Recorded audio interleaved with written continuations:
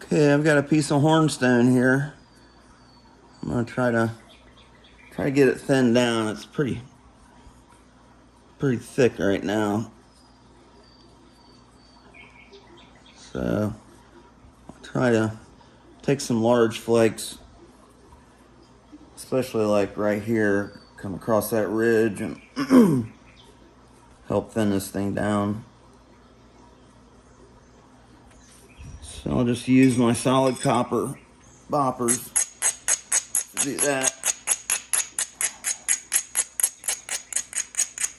Just knocking any loose stuff off there.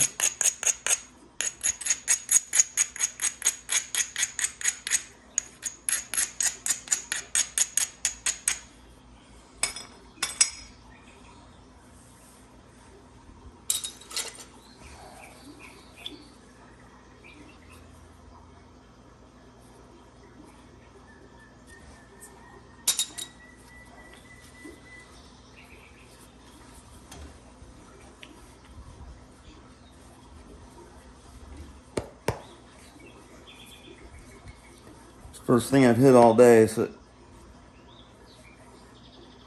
could be ugly.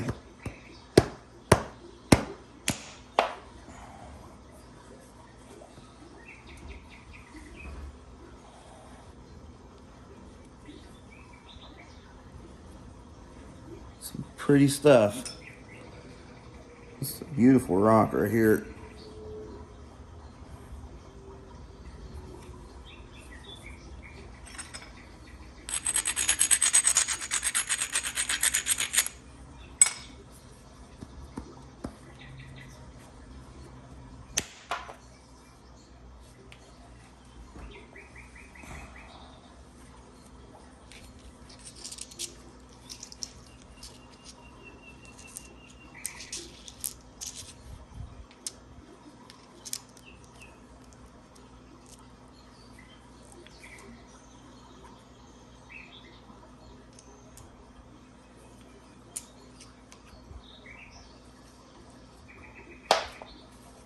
World.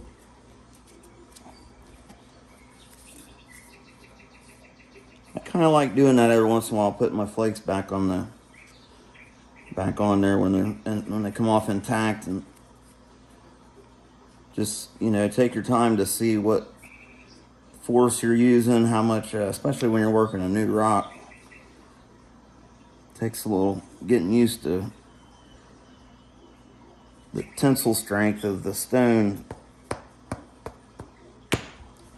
This one here seems to be pretty, it's not super soft like some HornStones. You got a little rigidity to it. I've got a few cracks on this side right here. There we went.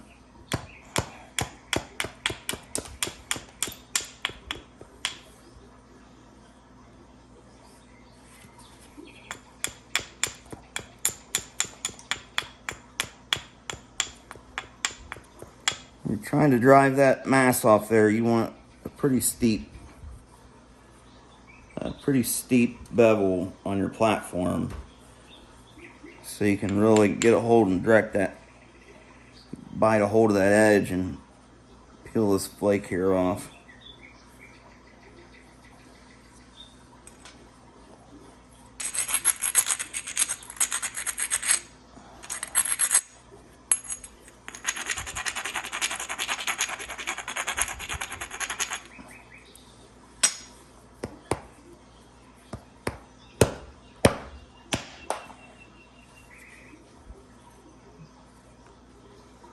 Get a little scoopy on me.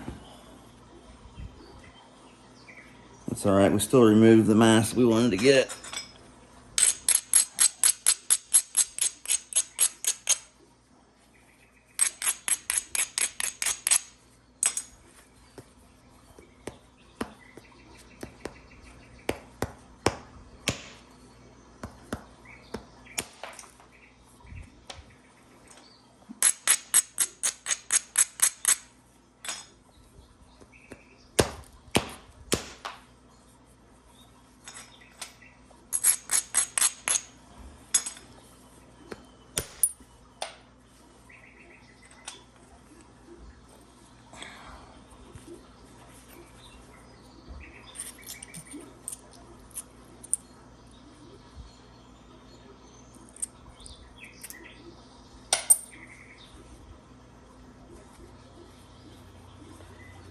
Okay, I'm losing width on this thing a little bit quicker than I would like. And that doesn't look very good at all there. I don't think that'll go with that seam, and that looks like maybe an old cone in there. So I like to try to thin from the ends since we don't have much width.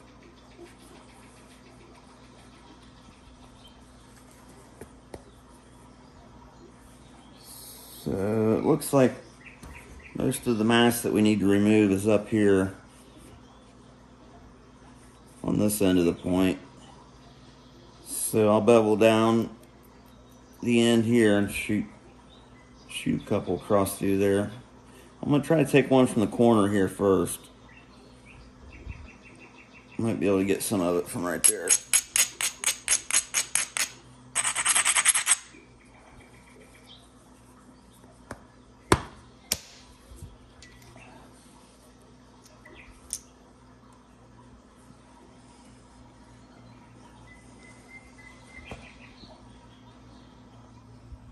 Try zooming you guys in a little bit here.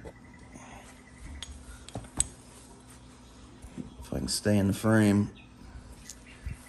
So, right there.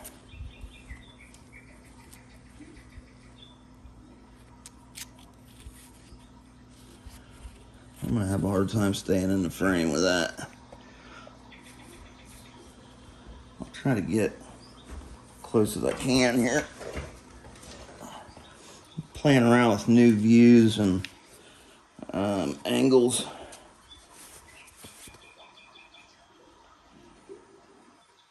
Camera angles.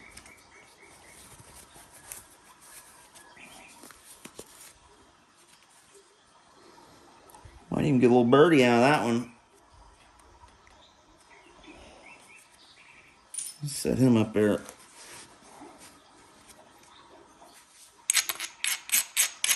Whew, some pretty rock.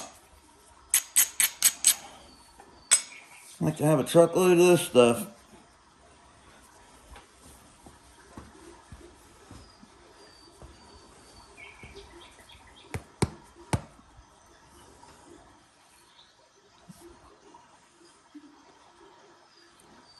Okay.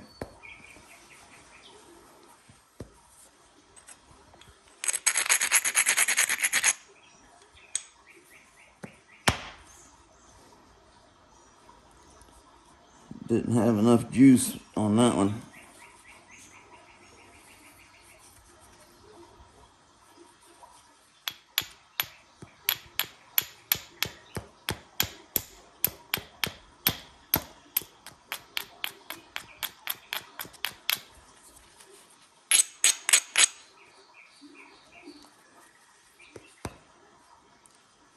I'm really squeezing this thing to support it.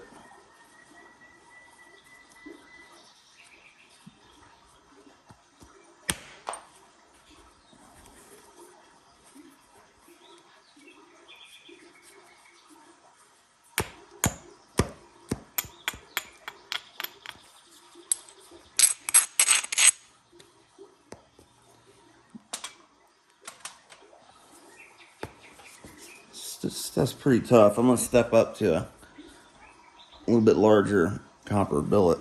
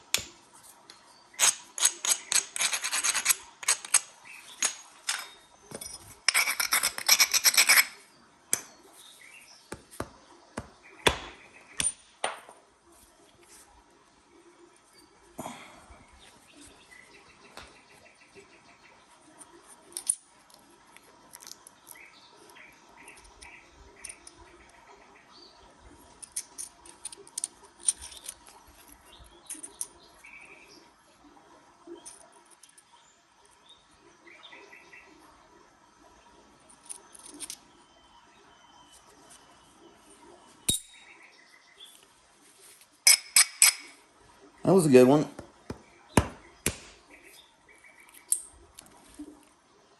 Another good one.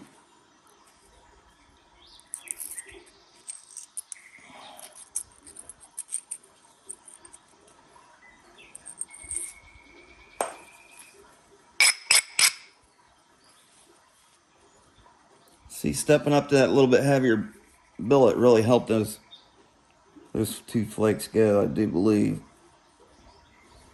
I don't know if I could have did that with that smaller one.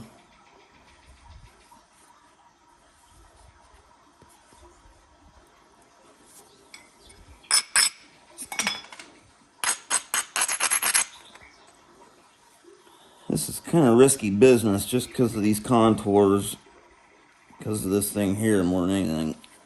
But I'm going to try to shoot one in and wrap around, fan out, get rid of some of this here.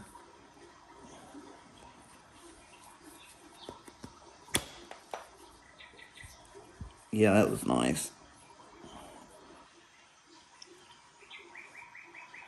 Did just what we wanted it to.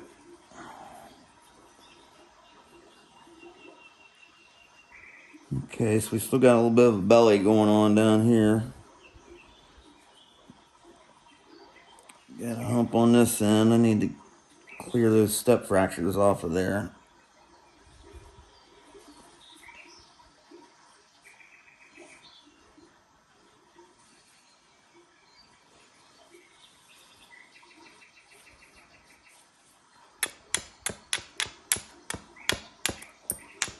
Kind of looking like this end up here wants to be our tip. Maybe it's kind of coming in on that side there with this down here too, so I'm not sure what I'm going to make out of this thing. I'd like to make a pine tree. Really nice HornStone pine tree.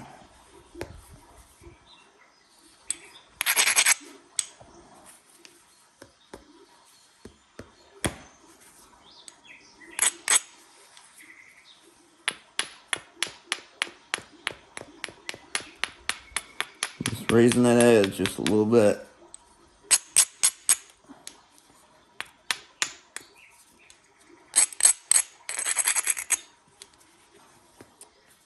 See if I can get rid of all this mess. These goobers there. I got part of it. I'm gonna hit. Sometimes I'll use the edge. This thing is, it's not perfectly round, but it's not flat by any means either. So it's got a little bit of a rounded edge, and I'm in the process of working this thing flat. Every time I dress it, I'm flattening it out more. But I like to have a little bit of an edge there that you can, get into tighter spots with. Wherever I was going to hit, yeah, right here. So I use the edge of my billet to take this flake.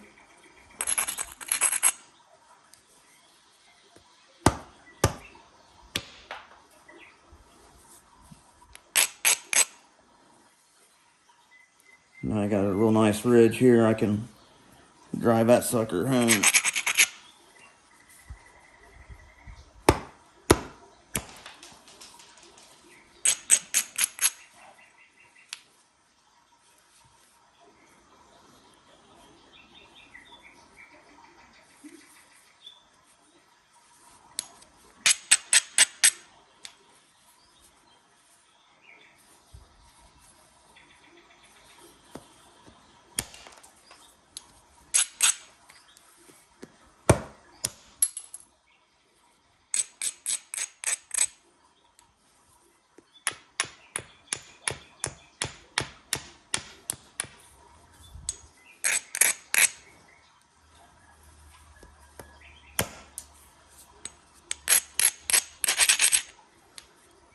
Okay, now that platform is really isolated now.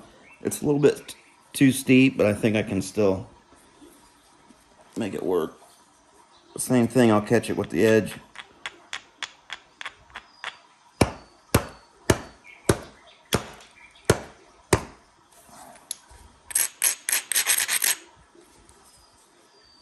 I hit it, but it just crumbled. It didn't work out too well. That's alright, we'll get it from the other side. I should have brought that platform in a little bit before I hit it. It was just hanging out there way too far.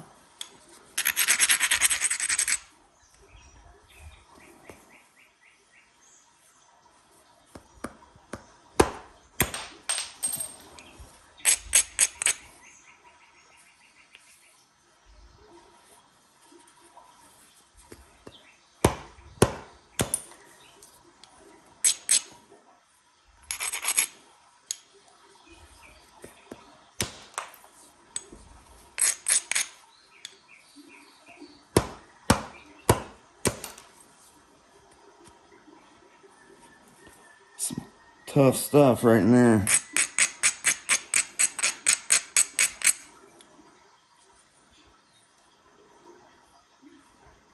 Let's see how that flake tore out of there. Okay, so now I'll probably switch over to indirect percussion. So the last video I filmed making the, well, a couple of them I did, making the Cahokia point and the E-notch. I filmed on my GoPro. Yeah, I ended up with the GoPro. It's this GoPro Hero 7 Black or whatever. It's a pretty good one. I like it. But for some reason, it's only filming in 17-minute and 38-second intervals. And so when I downloaded those other videos, I had to do part 1, 2, 3, and 4.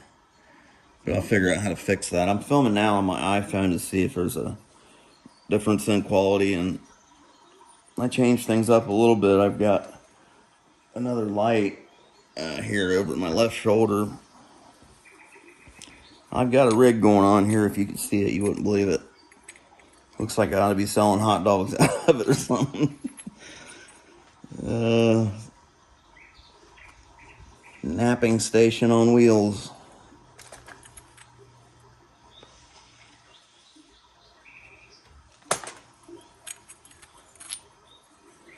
All right.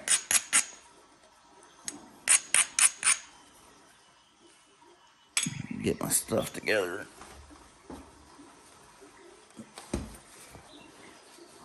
Definitely don't want to break this rock. Okay, so what we have here is a biface or preform with sinuous edges. This one here's got a pretty straight edge. So usually I'll switch from, when I go from direct to indirect percussion, if it's just a smaller chunky piece like this and it's got some opportunistic platforms, I'll go ahead and hit what's there. This side here doesn't have a whole lot going on for it. So what I may do is just grab a pressure flaker, or maybe even my really small bopper, and just help it along a little bit. So we've got a lot of mass over here, got a nice ridge. So maybe I'll raise this up a little bit.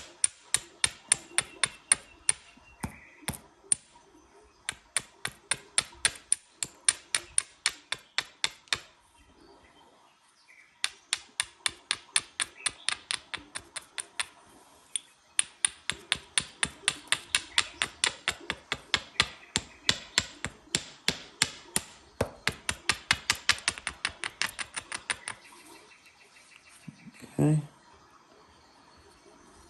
This is a pretty stout area in here where it widens out and it changes material right there. So I'm guessing this stuff here is a little bit softer than the other stuff.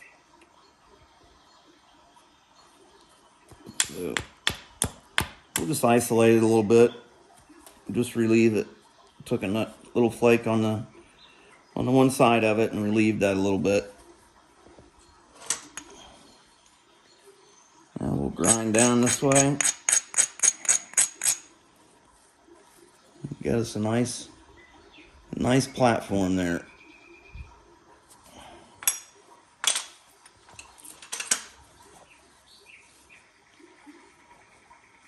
I'm gonna grab my little piece of leather here and give it a little bit of leather support. Might help it out a little bit, since we don't know exactly what this material here is. Well, I know it's HornStone, but it's a little different color.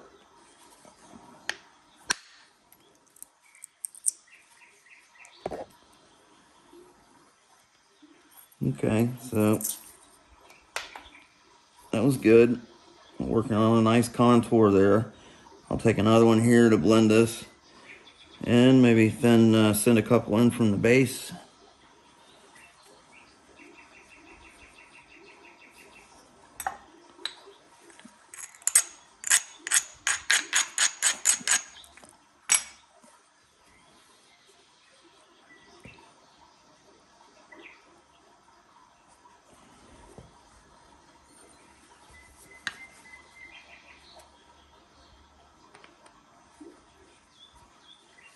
Getting a pretty good bite on that platform.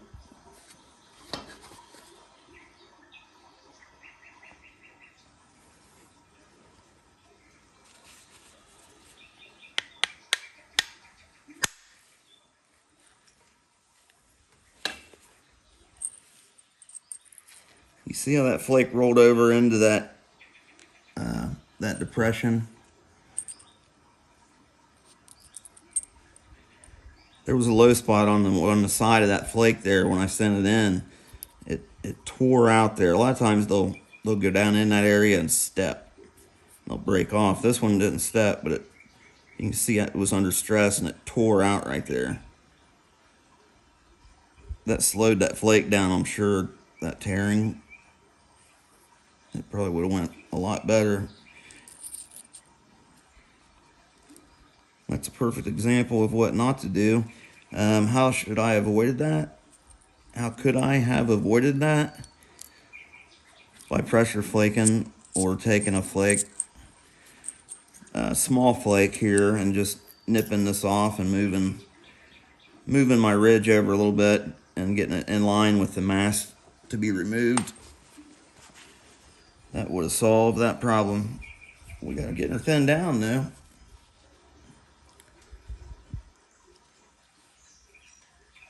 Okay. So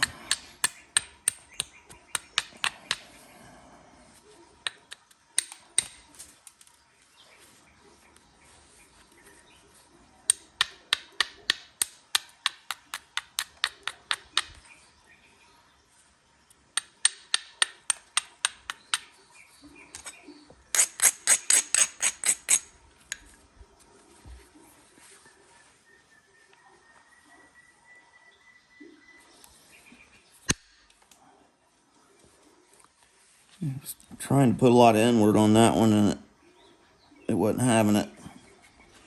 Seems to be liking that leather support though.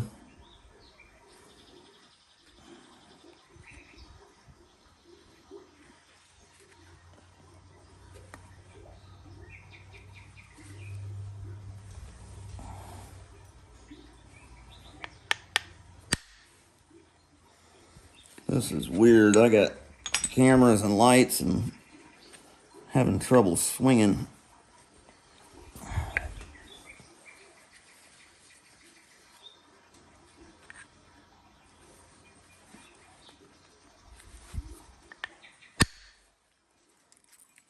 Put a little more heat on that one.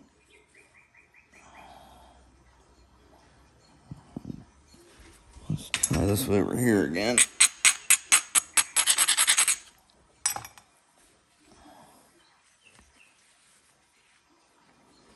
I'm going to start down here at one end. You never want to kind of jump right in the middle of a bunch of mass. That's a good way to break it. But if you start, I mean, you can, you know what I mean. But it's a lot of times I'll start at one end and work my way into the mass. that gives you a weak. You're looking for a weak area to. You're always looking for a weak area to get into the stone.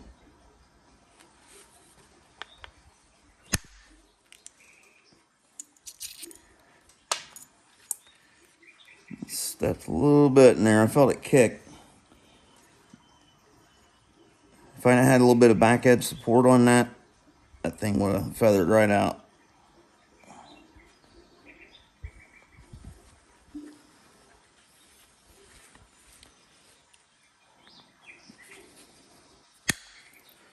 This stuff, a lot of this flint knapping stuff just takes time, right? I mean, it's not, a lot of it is not something that you can really teach. It's just it's stuff that you have to do over and over again until you get familiar with what you're looking at. And it'll get easier along the way. I mean, it starts, it's so weird, it starts becoming second nature. I mean, you just be working along and not even thinking about what you're hitting. Really, your eyes and hands are just doing the work.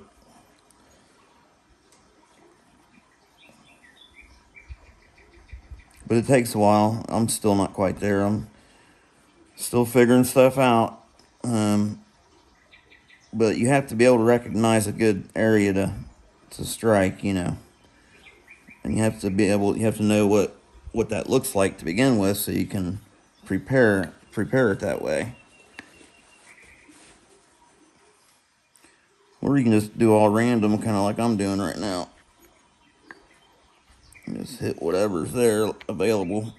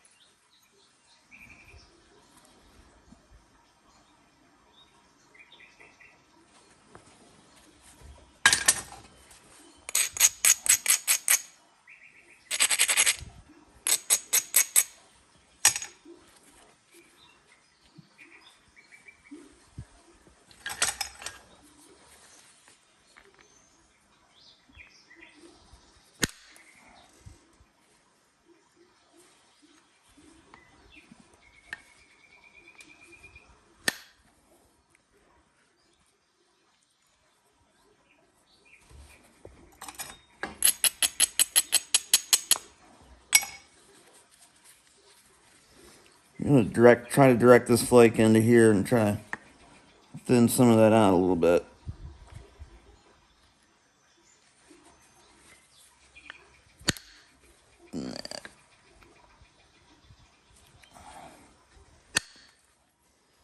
Yeah, there we go. That helped out a lot. Whole lot. I'm gonna take a short one here. Just kind of help relieve this area here, because it's kind of ugly up there near the tip.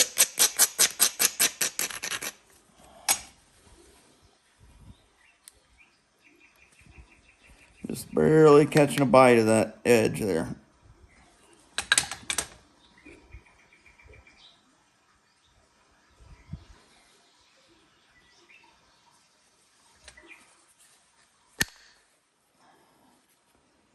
Nice.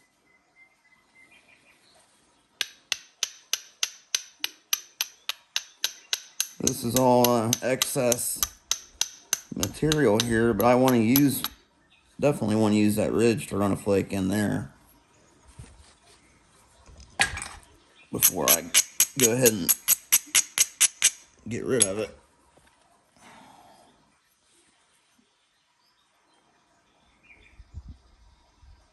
Just barely catch the edge of it. Very nice. Try to get one more up here.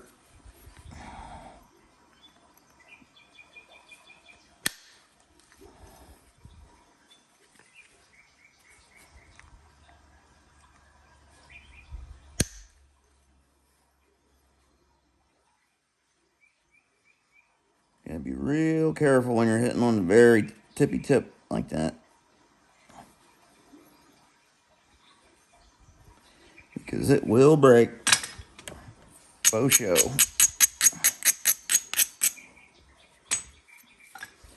I guess y'all hear the nature noises going on. Obviously, I'm not setting out in the wilderness. Just found some nature sounds and playing them on the TV. Let me know if it's like distracting or anything like that. I got the idea from Jack Crafty. He was thinking about doing it also, I think.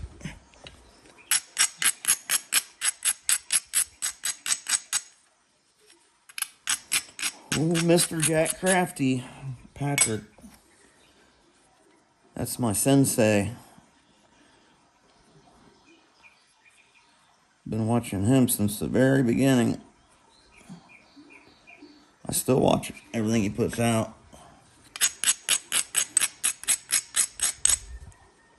If you're just getting started in this flint knapping thing, this is a really good way to go. It's really super versatile.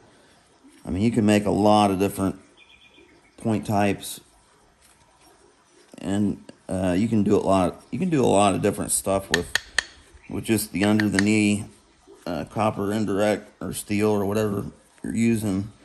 It's a really good method to get started out and help you learn how the stone breaks and the contours and, you know, just how a stone flakes.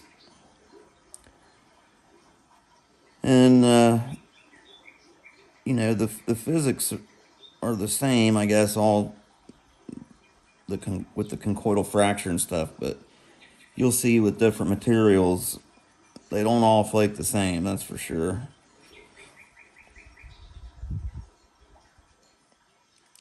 And then you've always got, you know, imperfections in the stone to work with also. That's kind of why I suggest, if you're just starting out, a lot of people say, well, what should I start out with? You know, I don't want to spend a bunch of money. Should I just go down the creek and get some broken TV screen glass and, you know, some good old Johnstone and Thunder Chert? And I suggest, yeah, that's cool. I did that. Also, I got all kind of glass, and I probably made about 20 or 30 arrowheads out of glass before I got my first load of flint. I say load, I forgot my first box of medium flat rate box of flint. And it was Sonora. I got Sonora and Dacite when I first started. And I made gravel out of that stuff immediately. It didn't last no time. So what I kind of suggest is getting a hold of Curtis Smith and getting a large flat rate box at Georgetown for about 130 bucks shipped to you, and that's one of the most homogeneous stones with the least defects. Some of it's kind of tough in the middle, but you can spall it out and heat treat it, and it'll help that, the tough stuff. But it's better to have something where you're not worrying about hitting. If you got some kind of poor quality stone and you're just starting out, man, you just don't have a chance. Or I didn't. You know, kind of between not quite knowing what you're doing yet and trying to hit some river cobbles that are all freeze cracked and got knots in them. You can it's kind of like beating your head against the wall.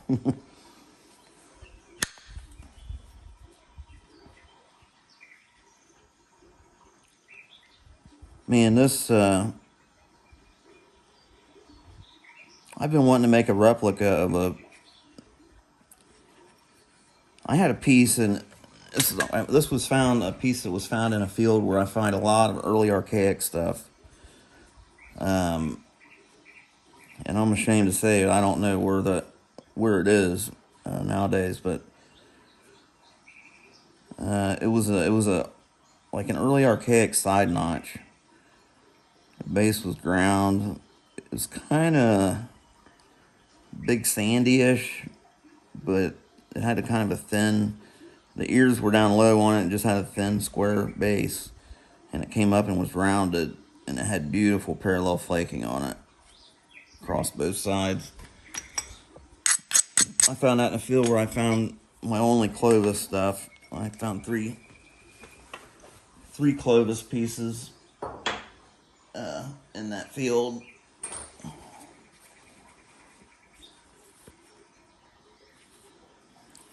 One of them was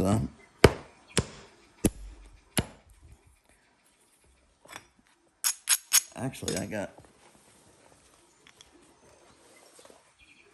right here.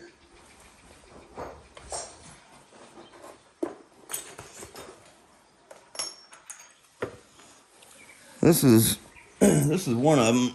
Came out of that field. Let's see, it's fluted. It's ground real heavy up to about right where the top of the flute is. I think what happened on this one is this might have been quite a bit larger piece. Because the flute looks kind of weird.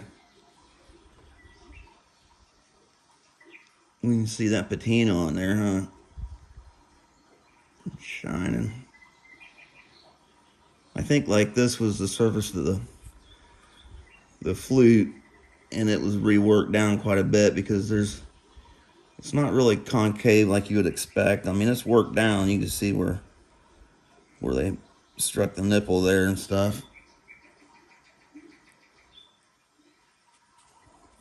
I posted a picture of this on Artifact Addictions, and one guy was one of the administrators, I think.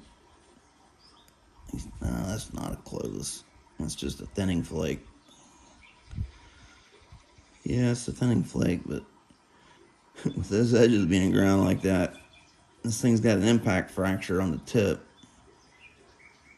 which is kind of a shame, but it's kind of cool at the same time.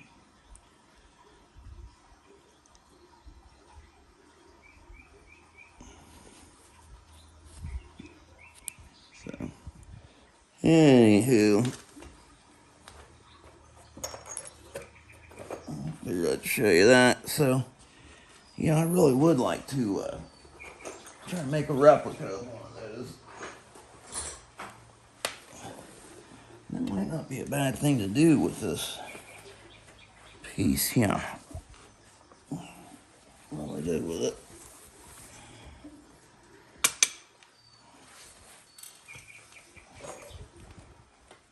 Huh.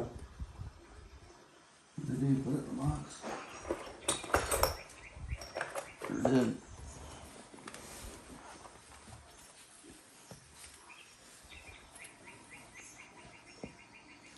Okay, I'm going to stop this and do a part 2.